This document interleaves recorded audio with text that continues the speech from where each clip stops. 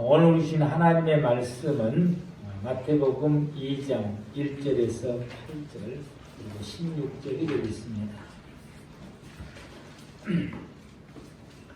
하나님 말씀 받들어서 공부가 해드리도록 하겠습니다. 헤롯 왕 때에 예수께서 유대 베들레헴에서 나심에 동방으로부터 박사들이 예루살렘에 이르러 말하되 유대인의 왕으로서 나신 이가 어디 계시냐? 우리가 동방에서 그의 별을 보고 그에게 경배하러 왔노라 하니 헤롯 왕과 온 예루살렘이 듣고 소동한지라. 왕이 모든 대제사장과 백성의 서기관들을 모아 그리스도가 어디서 나겠느냐 물으니 이르되 유대 베들레헴에 오니 이는 선지자로 이렇게 기록된 바 또 유대 땅 베들레헴아 너는 유대 고울 중에서 가장 작지 아니하도다. 내게서 한 다스리는 자가 나와서 내 백성 이스라엘의 목자가 되리라 하셨음입니다. 이에 헤롯이 가만히 박사들을 불러 별이 나타난 때를 자세히 묻고 베들레헴으로 보내며 이르되 가서 아기에 대하여 자세히 알아보고 찾거든 내게 고하여 나도 가서 그에게 경배하게 하라. 이에 소금을 하고 시민하여 사람을 보내 베들레헴과 그 모든 시간을 생각하되 박사들이 자세히 알아본 그때를 기준하여 두 살부터 그 아이를 다 죽이니. 아멘. 주님을 경배하는 사람들, 지난주에 말씀을 받을 때에 여러분들이 다 잊어버려도 좋은데 이것만은 기억하시면 됩니다. 예수님께서는 나에게 보이지 않는 하늘의 땅을 내게 다시 회복해 주시려고 이 땅에 오셨더라. 아멘. 하늘의 땅을 주시려고 오신, 땅의 땅을 주러 오신 것이 아니라 하늘의 땅. 왜냐하면 땅의 땅은 하나님이 안 걷어가시다. 하늘의 땅을 하나님이 걷어가시다. 그런데 그 하늘의 땅을 우리에게 다시 주시려고 예수님 이 땅에 오시게 되었고, 또 그 예수님이 이 땅에 오셨을 때 그 예수님에 대한 반응을 보여주는 것이 오늘 본문입니다.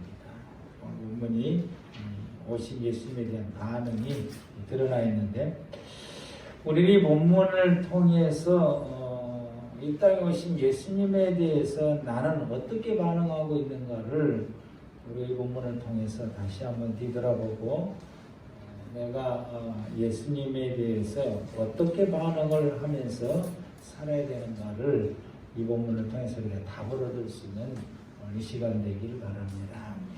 그 첫 번째가 이 헤롯 왕의 반응인 것입니다.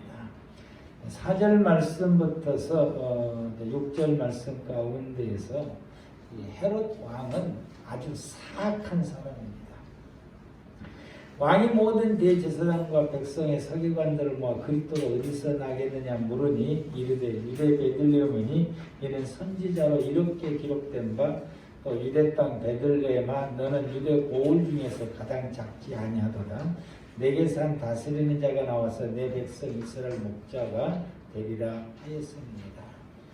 헤롯은 동방박사로 통해서 메시아 유대인의 왕으로 태어났다고 하는 소식을 듣게 되고, 이 소식을 들었을 때에 서기관들과 제사장들에게 어디서 태어나겠느냐고 물었더니 이들은 성경에 예언된 대로 미가서 5장 2절 말씀을 왕 앞에 읽어주면서 여기에 기록하기를 유대 땅 베들레헴에서 태어난다고 했습니다 라고 이야기를 하게 되니까 헤롯 왕은 이제 동방박사들을 불러서 별이 언제 나타났느냐 이런 그 나타난 때를 좀 자세하게 좀 묻고, 그래서 그들이 온 것에 대해서 이제 확인들을 하고, 내가 이 성경학자들하고 베들레헴의 제사장들에게 물었더니 베들레헴에서 태어난다고 하더라.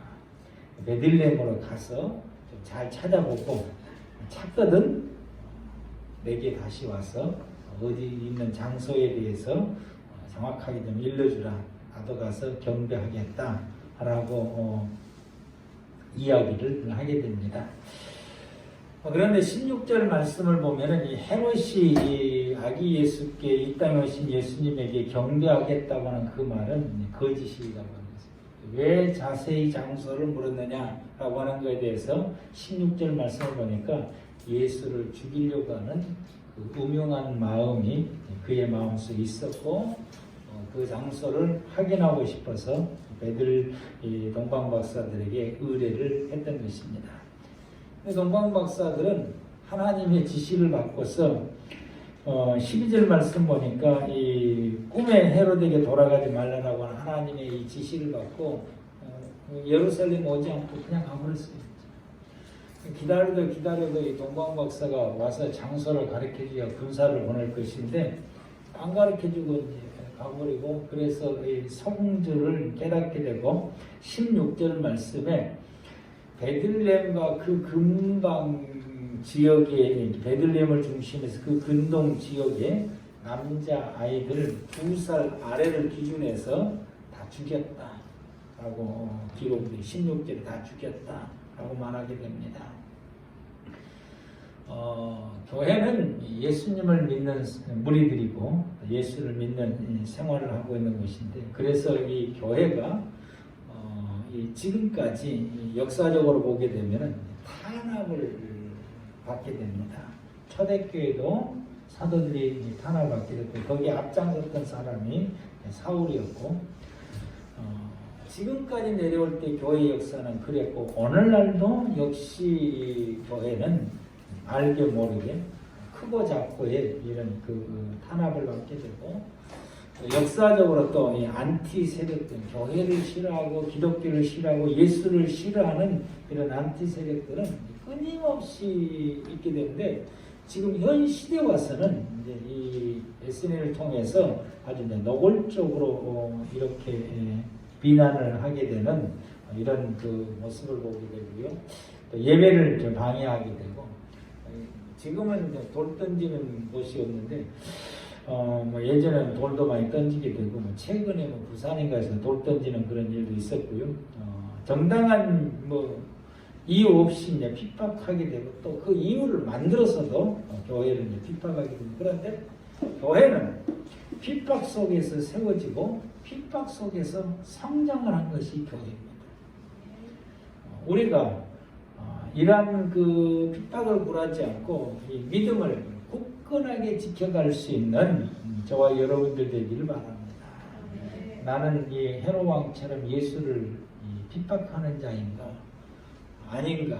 아니면 나는 이 핍박 속에서도 내가 믿음을 굳건하게 지키는 무리 중에 한 사람인지를 우리 자신들을 다시 한번 자문해 보시길 바랍니다. 두 번째 사람들은 무관심한 사람들입니다. 이 동방 박사들이 1절 말씀, 2장 1절 말씀 보면 헤롯 왕 때 예수께서 유대 베들레헴에서 나셨어요. 아무도 몰랐어요. 예수님이 이 땅에 메시아가 온 사실에서 아무도 몰랐어요. 근데 동방으로부터서 왔던 이 박사들이 예루살렘에 와서 동방 박사들이 말을 한 거예요. 이 땅에 메시아가 탄생했는데 그 메시아가 어디 탄생했습니까? 어디 계십니까? 라고 이제 묻게 되는 거예요. 그랬더니 헤롯 왕가로부터 시작해서 온 예루살렘이 이 소식을 듣고 깜짝 놀라고 소동했다라고 기록되어 있습니다. 소동했다. 3절 말씀에 헤롯 왕과 온 예루살렘이 듣고 소동한지라 깜짝 놀랍니다.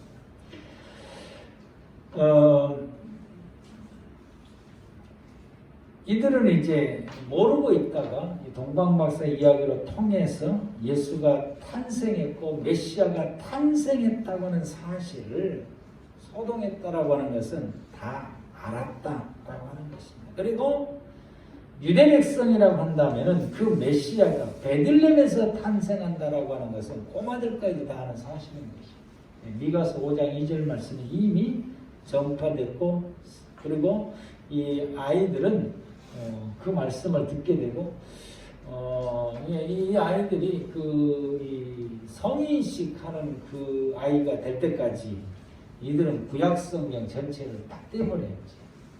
그래서 그 구약성경의 그 모든 의미들을 이 어린아이지만은 다 알고 있다고 했습니다. 초등학교 졸업할 나이쯤 되게 되면은 성경을 아주 다 깨고 있는 아이들이 유대 백성들이니까 이 유대 백성들은 이 예수님이 베들레헴에서 태어난다라고 하는 건 누구든지 다 아는 사실이고, 또 이 동방 박사들이 와서 그렇게 이야기하니까 이 모든 사람의 소동으로 통해서 다 알게 된 것입니다. 그렇다고 한다면 메시아가 탄생했다라고 한다면은 이 모두가 다 기쁨으로 환영하고 기뻐하고 춤추고 축제가 벌어져야 될 것이고, 예루살렘에는 축제가 벌어져야 될 것이고, 그리고 베들레헴을 향해서 유대 백성들이 아주 구름대같이 벌떼같이 이렇게 달려가야 될 것이고, 그리고 그 예수 앞에 가서 아주 축제가 벌어지면서 하나님을 찬양하고 경배하는 이 예배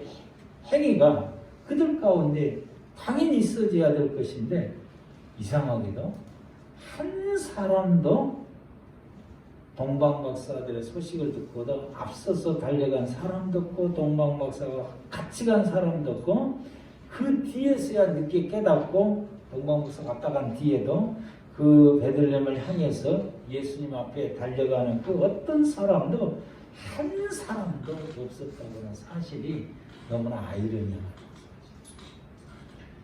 그럼 이분들은 지금까지도 메시아가 오기를 기다렸던 사람들이었어요. 메시아가 오기를 기다렸던 사람들인데, 동방박사를 통해서 메시아가 탄생하고 왔다는 소식을 듣고도 소동했지만은 달려나가서 그들이 이렇게 경배하고 예배하고 축제하고 춤추고 기뻐하고 이런 모습은 전혀 발견할 수가 없습니다. 무관심입니다. 오시든지 말든지 현재 내 삶에 방해만 받지 않았으면 좋겠다. 방해만 받지 않았으면 좋겠다.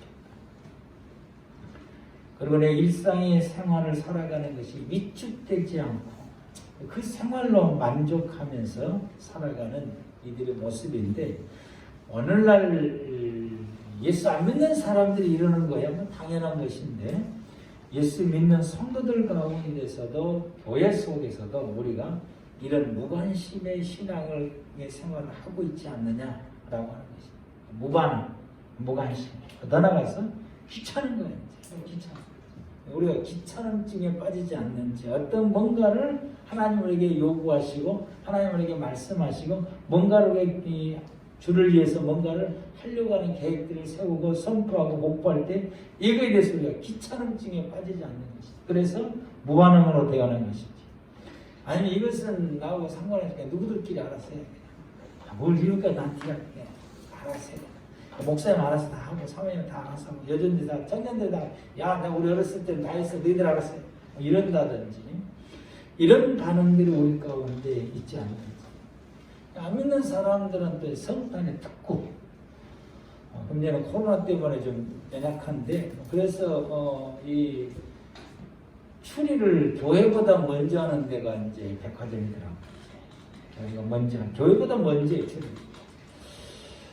또 캐롤송도 교회보다 먼저 나오고, 갈수록 교회는 추리를 안 해요. 이제 갈수록 안 하고, 이게 의미가 추리가 의미가 아니기 때문에 예수에게 포커스를 맞추다 보게 되니까 오신 그분에게 초점을 맞추고 오신 그분이 왜 왔는지에 포커스를 맞추다 보니까 추리가 의미가 없는 거예요. 그래서 이 은혜를 깨닫는 교회에서 추리에 별 관심이 없어요. 오직 오신 예수님에게 이 관점을 가지려고 예배에 더 이게 하게 되고요.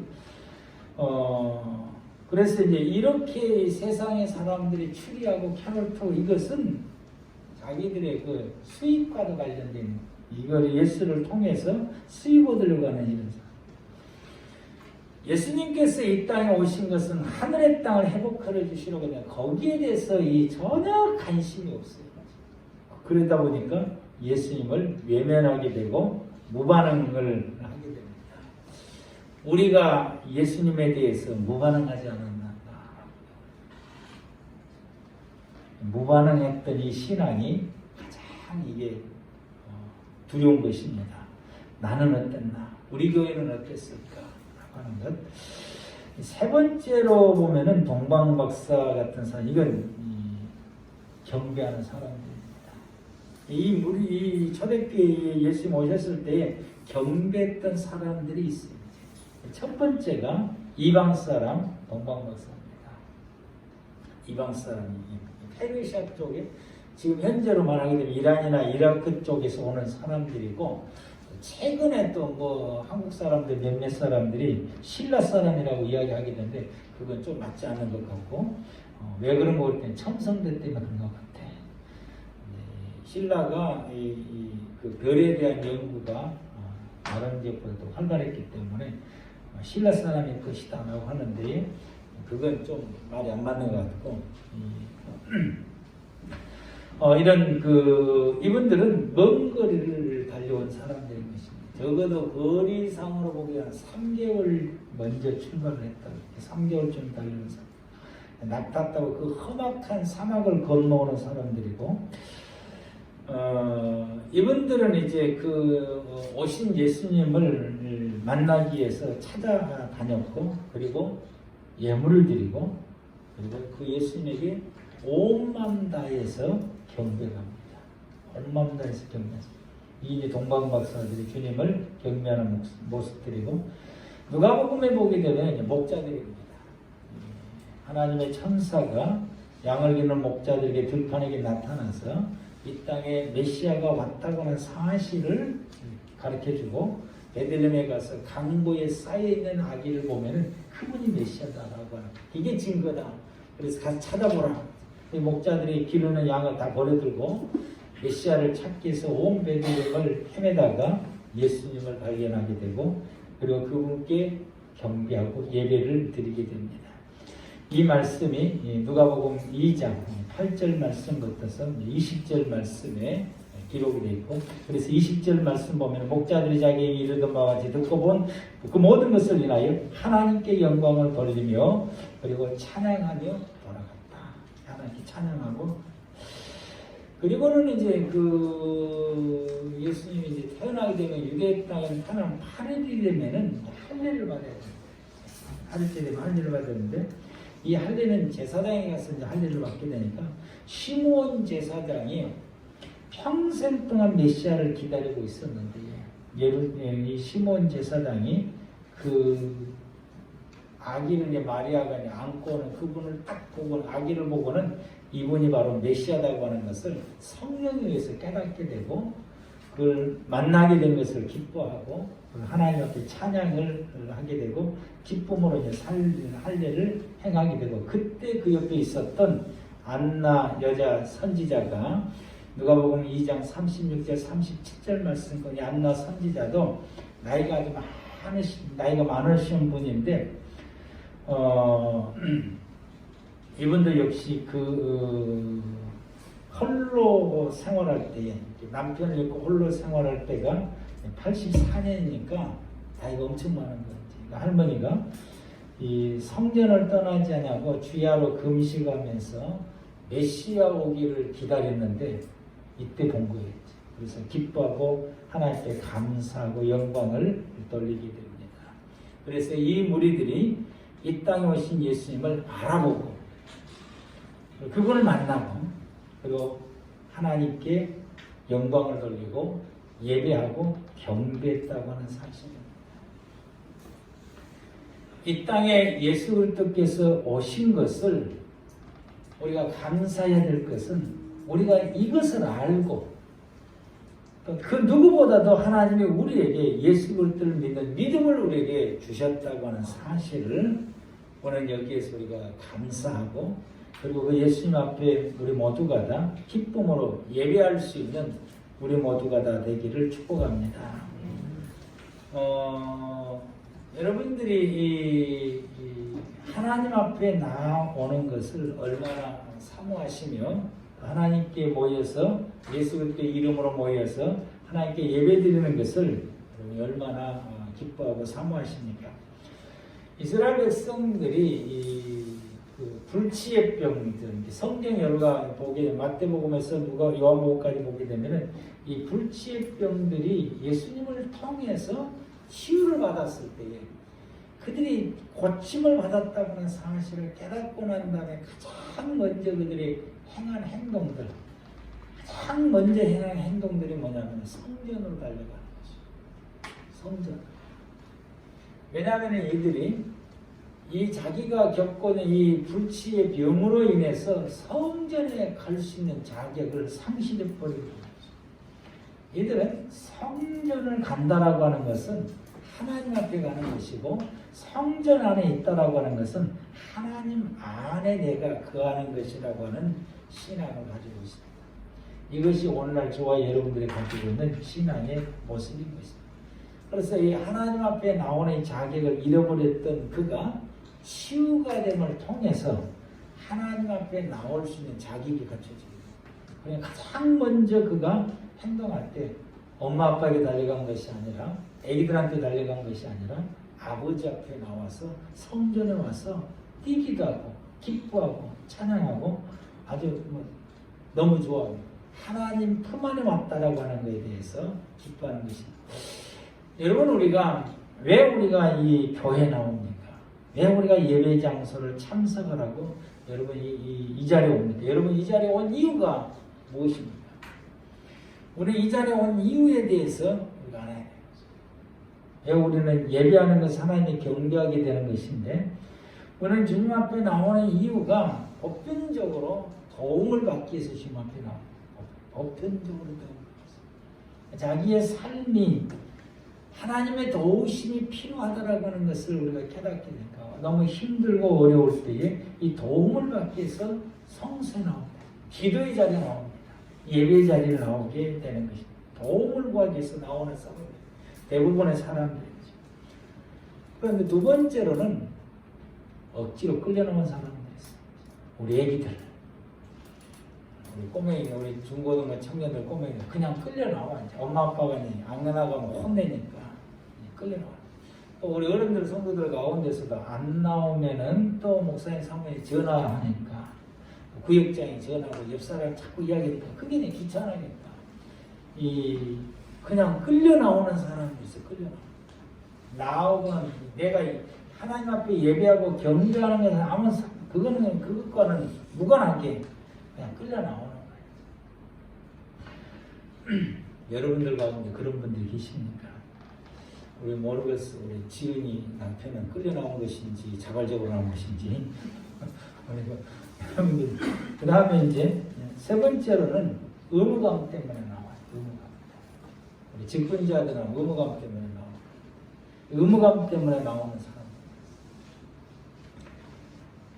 그 의무감이 또 성령님께서 나로 하여금 주님 앞에 나올 수 있도록 하시는 의미.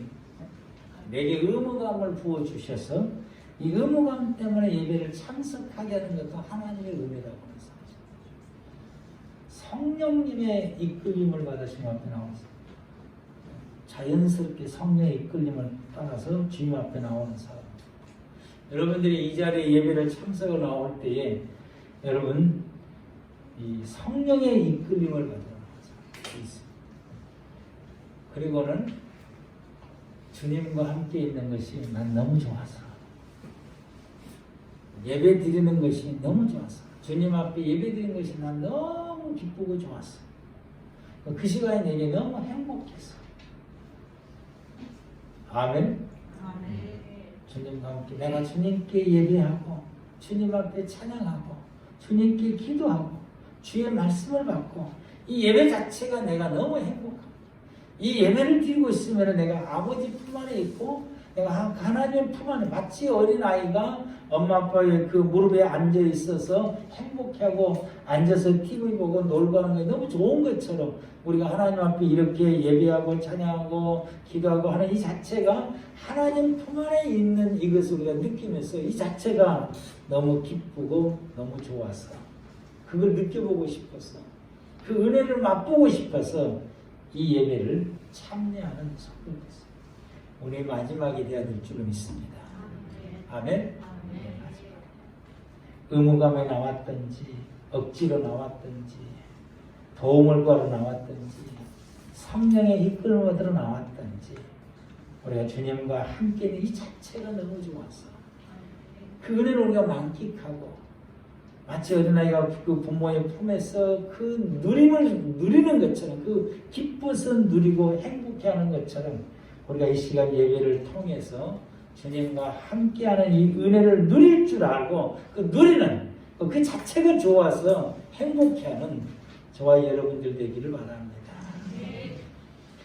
여러분 이 성탄절이 다가오고 주님과 함께 오신 것에 대해서 여러분 얼마나 기뻐하십니까? 이 동방박사들이 너무너무 기뻐합니다. 주님을 만난 것도 기뻐하고 별이 나타나서 인도해준 것도 너무 기뻐하고 내가 주님께 예배하고 주님과 함께 생활하고 예수 그리스도를 믿는 이 믿음의 삶을 생활해 가는 것이 얼마나 기쁜지 성탄을 다시 맞이해서 그 예수님이 이 땅에 오셨다고 하는 사실이 내가 얼마나 기뻐하는지 기뻐할 줄 아는 저와 여러분들 되길 바랍니다. 예수님 때문에 기뻐 주님께 예배드리는 것이 기뻐하고 그리고 그분을 향해서 찬양하고 예배하는 우리 모두가 되어져야 돼요. 이 동방박사들이 이 예물을 드리는 것이 예수님에 대한 고백이 담겨져 있는 것이에요. 우리가 주님 앞에 예물을 드리고 예배하고 주님 앞에 우리의 어떤 신앙의 행동들을 하게 됐을 때에 거기에 대한 우리의 신앙의 행동들이 예수님에 대한 고백이 우리 가운데 되어져야 됩니다. 이 땅에 오신 예수님은 나에게 어떤 분이다 라는 고백. 아멘. 여러분 이번 성탄절을 준비하고 맞이하고 보내면서 그래 2000년 전에 이 땅에 오셨던 그분은 나에게 이런 분이다 라는 고백입니다. 그래서 이 동방박사에 드리는 예물이 여러분 11절 2장 11절 말씀 다 같이 합독하시겠습니다. 2장 11절 말씀 시작. 아기와 그의 어머니 마리아가 함께 있는 것을 보고 엎드려 아기 때 경배하고 보배함을 열어 황금과 유황과 몰약을 내물로 드리니라. 아멘.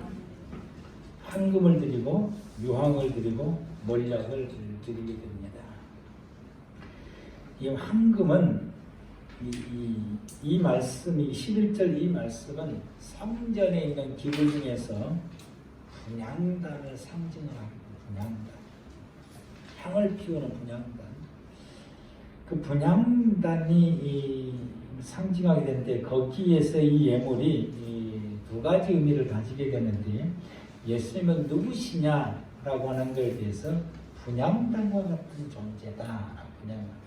대개 그분은 분향단과 같은 존재다. 그래서 히브리 사람들은 이 본문의 말씀을 딱 읽으면은 이분이 누구인지를 그냥 캐치해내는 거지. 왜냐하면 그분들이 가지고 있는 문화 자체와 성경의 배경이 그러하기 때문에. 근데 우리는 이 11절 이 말씀을 읽으면은 왜 황금을 드렸는지, 왜 유황을 드리고, 왜 몰약을 드렸는지를 우리는 잘 몰라요. 왜냐하면은 문화 자체가 그러다 보니까. 그런데 이건 분향단을 의미하게 되는데, 이 분향단은 그 주었던 예물 속에서 이 분향단은 우리에게 두 가지 의미를 주게 되는데, 하나는 속죄 의미를 가요. 내 모든 죄를 속죄해 주시는 이 땅에 오신 예수님은 누구시냐? 내 죄의 문제를 해결해 주러 오시는. 아멘. 내 죄의 문제. 이건 이 십자가에서 죽으심을 통해서 성경에서 예수님의 죽으심이 사람의 죄 문제를 해결해 주었다고 성경은 끊임없이 우리에게 말씀해 주시는데, 탄생할 때 이 예물을 드린다고 하는 이 땅에 오신 예수님은 누구냐?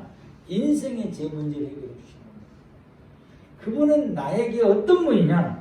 내가 평생을 살면서 지었던 나의 모든 죄 문제를 해결해 주러 오시는 분이 예수님이시다. 아멘. 예수님은 누구시라고요? 내 죄 문제 해결해 주시다. 내가 지은 모든 이 죄를 하나님 앞에 용서받을 수 있도록 이 문제를 해결해 주러 오십니다.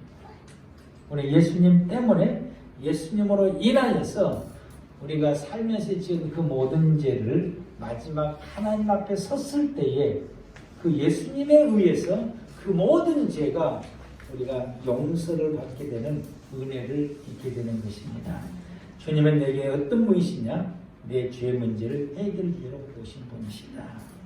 이 믿음의 고백이 저와 여러분들이 믿음의 삶을 살아가면서 그리고 예배를 드리면서 그 예수님 우리가 생각할 때마다 십자가를 볼 때마다 주님은 누구냐? 내 죄 문제를 해결해 주시고 오신 분이다. 나는 예수님 때문에 오늘 내가 지은 이 죄가 용서받게 됐고 해결됐고 사함을 입었다라고 하는 이 은혜를 저와 여러분들이 항상 기억하고 그 은혜에 감사하고 감격하며 살아가는 우리 모두가 되기를 바랍니다.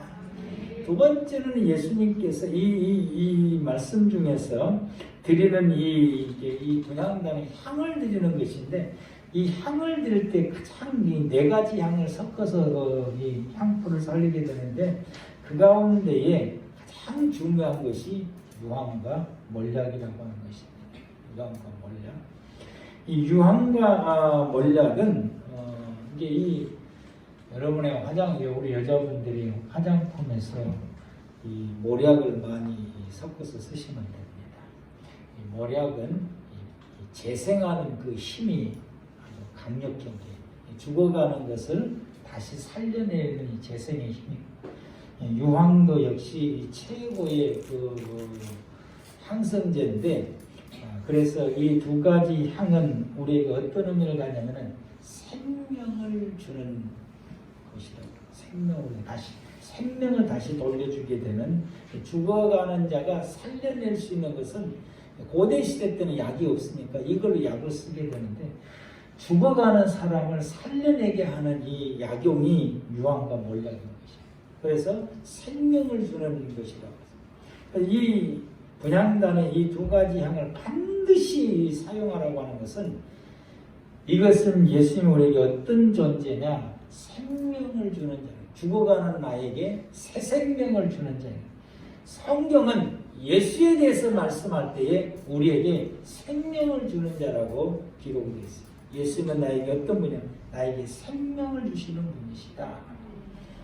생명을 주신다라고 하는 것은 이 죽어가는 우리 육체를 다시 살려내는 것이 새 생명을 주었다라고 말할 수 있는데 성경에서 말하는 생명은 하나님과 나와의 관계를 회복시켜 주시는 것입니다.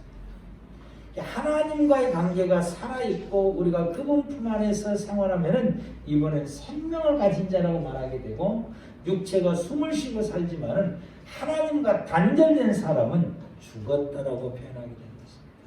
선악과를 먹음으로 통해서 죽음이 우리에게 왔다라고 하는 것은 육체가 죽는 자체를 말하는 것이 아니라 하나님과의 관계가 깨어지는 것을 말하는 것입니다.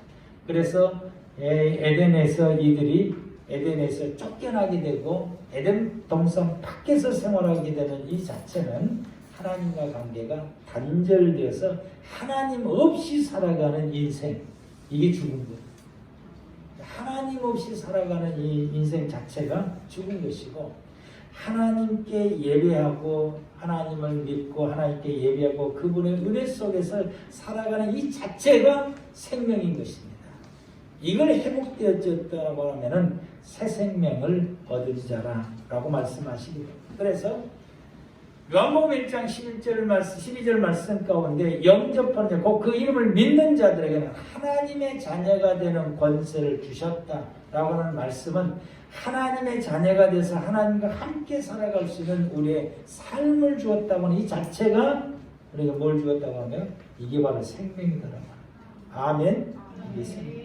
하나님의 자녀로 살 수 있게 되고 하나님의 품속에서 살 수 있게 되고 하나님의 돌보심 속에서 살아갈 수 있게 되고 그분의 은혜와 그분의 그늘 속에서 살아갈 수 있게 되었다라고 하는 것이 우리는 새 생명을 얻은 자이고 예수님은 우리가 하나님 없이 하나님이 누군지도 모르고 살아가는 우리에게 예수님 우리에게 오셔서 예수를 통해서 하나님을 알게 하시고 천국을 알게 하시고 그 품 안에서 살아갈 수 있는 삶을 알게 하시고 예수로 통해서 하나님을 아버지라고 모시고 그 부르고 모시고 그리고 그분께 예배하고 그분의 은혜 속에서 살아갈 수 있는 삶을 내게 주시는 분이 누구냐?